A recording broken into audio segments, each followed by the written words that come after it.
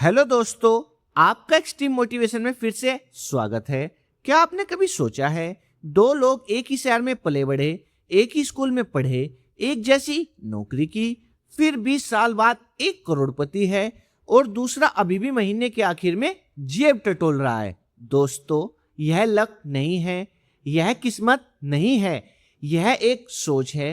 एक ऐसी सोच जो स्कूल में नहीं सिखाई जाती, जो आपके पेरेंट्स ने शायद आपको नहीं बताई, लेकिन आज मैं आपको वो सोच दूंगा। दोस्तों, आज हम बात करेंगे उस किताब की जिसने पूरी दुनिया में 4 करोड़ से ज्यादा लोगों की फाइनेंशियल लाइफ बदली है। और दोस्तों, उस बुक का नाम है rich dad poor dad by Robert Kiyosaki. यह सिर्फ एक बुक समरी नहीं है, यह एक ब्लूप्रिंट है अमीर सोचने का और अमीर बनने का। दोस्तों, यह कहानी है अर्जुन की।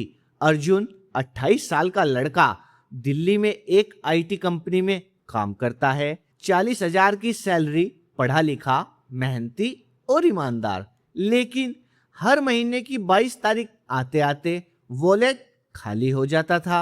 दोस्तों, उसके पिताजी, जिन्हें वो प्यार से पुअर डैड कह सकते हैं, हमेशा यही कहते थे, बेटा पढ़ो, अच्छी नौकरी करो, सेव करो और रिटायर करो। उन्होंने पूरी जिंदगी यही किया और दोस्तों, वो रिटायर तो हुए लेकिन पैसों की टेंशन के साथ। फिर अचानक एक दिन अर्जुन की मुलाकात हुई अपने पड़ोसी रमेश अंकल से। वो कभी किसी बड़ी कंपनी में नहीं थे, कोई बड़ी डिग्री भी नहीं थी, लेकिन दोस्तों, उनके पास 3 घर थे, एक बिजनेस था और वो सुबह 10 बजे चाय पी रहे होते थे, वो भी बेफिक्र। अर्जुन ने एक दिन हिम्मत करके पूछा, अंकल आपने यह सब कैसे किया? रमेश अंकल मुस्कुराए और बोले, बेटा बैठो, आज तुम्हें वो बात बताता हूँ जो किसी स्कूल ने तुम्हें नहीं सिखाई। और दोस्तों, यहीं पर आता है हमारा लेसन नंबर 1। अमीर लोग पैसे के लिए काम नहीं करते। दोस्तों, रमेश अंकल ने सबसे पहले एक सवाल किया, अर्जुन तुम किस लिए काम करते हो?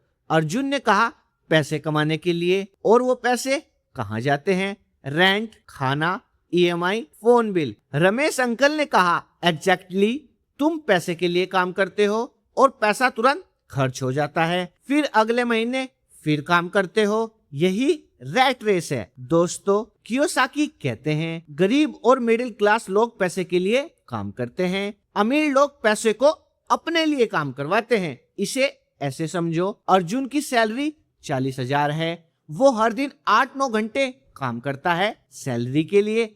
लेकिन रमेश अंकल के 3 घर हैं, हर घर से रेंट आता है, वो सो रहे हो या फिर घूम रहे हो, पैसा आता रहता है। और दोस्तों, इसी को पैसिव इनकम का जादू भी कहते हैं। और अंकल ने कहा, बेटा डर सबसे बड़ा दुश्मन है। लोग जॉब नहीं छोड़ते क्योंकि उन्हें डर है ईएमआई का, फैमिली का, सोसाइटी का, और इसी डर की वजह से वो पूरी जिंदगी किसी और के लिए काम करते रहते हैं। दोस्तों, पता है अर्जुन ने क्या सोचा? उसे लगा, क्या मैं भी इसी डर का शिकार हूं? तो दोस्तों, यहीं पर आता है लेसन नंबर 2, एसेट्स और लायबिलिटीज का फर्क। दोस्तों, अगले दिन रमेश अंकल ने एक कागज निकाला। देखो अर्जुन, एक बात बताओ, तुमने अभी तक क्या क्या खरीदा है? अर्जुन ने कहा, अंकल एक स्मार्टफोन लिया, एक बाइक ईएमआई पर है और एक एलईडी टीवी। अंकल ने पूछा, यह चीजें तुम्हें पैसे देती हैं या पैसे लेती हैं? अंकल, पैसे लेती हैं, जैसे ईएमआई, मेंटेनेंस। दोस्तों, रमेश अंकल ने एक लाइन लिखी, यही सबसे बड़ी गलती है। कियोसाकी कहते हैं, एसेट वो है जो आपकी जेब में पैसा डालता है, लायबिलिटी वो है जो आपकी जेब से पैसा निकालता है। दोस्तों, यहाँ पर सबसे शॉकिंग बात आती है। लोग सोचते हैं उनका घर उनका सबसे बड़ा एसेट है, लेकिन कियोसाकी कहते हैं, अगर वो घर आपको रेंट नहीं दे रहा तो वो एसेट नहीं बल्कि लायबिलिटी है, क्योंकि उसमें मेंटेनेंस जाता है, प्रॉपर्टी टैक्स जाता है, रिपेयर्स जाती है। दोस्तों, अमीर लोग एसेट्स खरीदते हैं, shares, rental properties, business ownership. गरीब और मिडिल क्लास लोग लायबिलिटीज खरीदते हैं, फैंसी फोन्स, गाड़ियां, बड़े घर जो खर्चा करते हैं। अर्जुन ने पूछा, तो मैं क्या करूं अंकल? पहले अपनी इनकम का एक हिस्सा एसेट्स में डालो, सैलरी मिले तो पहले खुद को पे करो, यानी इन्वेस्टमेंट्स करो, फिर बाकी खर्च करो। दोस्तों, यही है पे योरसेल्फ फर्स्ट। यह रूल अर्जुन ने उसी दिन से फॉलो करना शुरू किया। और दोस्तों, यहीं पर आता है हमारा लेसन नंबर 3, अपना बिजनेस बनाओ। एक हफ्ते बाद अर्जुन फिर अंकल के पास आया। अंकल, मैं जॉब में हूँ, एसेट्स कैसे बनाऊं? रमेश अंकल ने कहा, कियोसाकी एक बात कहते हैं जो बहुत कम लोग समझते हैं, माइंड योर ओन बिजनेस। इसका मतलब यह नहीं कि जॉब छोड़ दो, इसका मतलब है जॉब के साथ साथ अपना एसेट कॉलम बिल्ड करते रहो। दोस्तों, कियोसाकी ने खुद मैकडोनल्ड का एग्जाम्पल दिया था। मैकडोनल्ड हैमबर्गर नहीं बेचता, वो रियल एस्टेट बिजनेस है। उनके हर आउटलेट की जमीन उनकी है, यही उनकी असली वेल्थ है। तो अर्जुन का प्लान बना। स्टेप 1, हर मंथ सैलरी का 20% SIP में इन्वेस्ट करो, इंडेक्स फंड में। स्टेप नंबर 2, फाइनेंशियल लिटरेसी बढ़ाओ, टैक्सेस समझो, अकाउंटिंग समझो, इन्वेस्टमेंट समझो।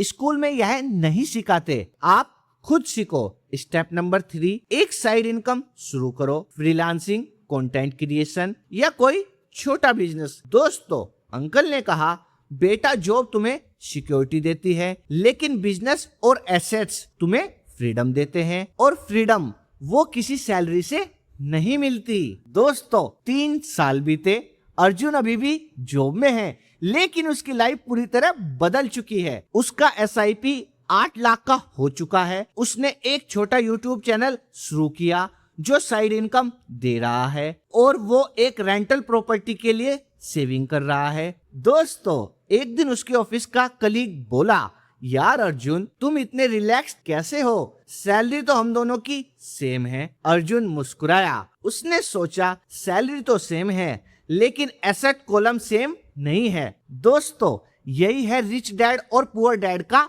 असली लेसन। यह किताब आपको यह नहीं बताती कि रातों रात अमीर कैसे बने, यह बताती है कि सोचने का तरीका कैसे बदले, क्योंकि जब सोच बदलती है तो एक्शन बदलते हैं, और जब एक्शन बदलते हैं तो लाइफ ऑटोमेटिकली बदल जाती है। दोस्तों, आज के 3 बड़े लेसन्स। पहला, अमीर पैसे के लिए काम नहीं करते, पैसा उनके लिए काम करता है। दूसरा, एसेट्स खरीदो, लायबिलिटीज नहीं। जो आपकी जेब में पैसा डाले वही एसेट है। तीसरा, अपना एसेट कॉलम बिल्ड करो जॉब के साथ साथ। दोस्तों, अगर यह वीडियो आपको हेल्पफुल लगी हो तो अपने उस दोस्त को शेयर करना मत भूलिए जो अभी भी सिर्फ सैलरी पर डिपेंड है। और दोस्तों, कमेंट करके जरूर बताना आपने अब तक कितने एसेट्स बनाए हैं। मैं हर कमेंट को पढ़ता हूँ। आज के लिए इतना ही, मिलते हैं अगली वीडियो में।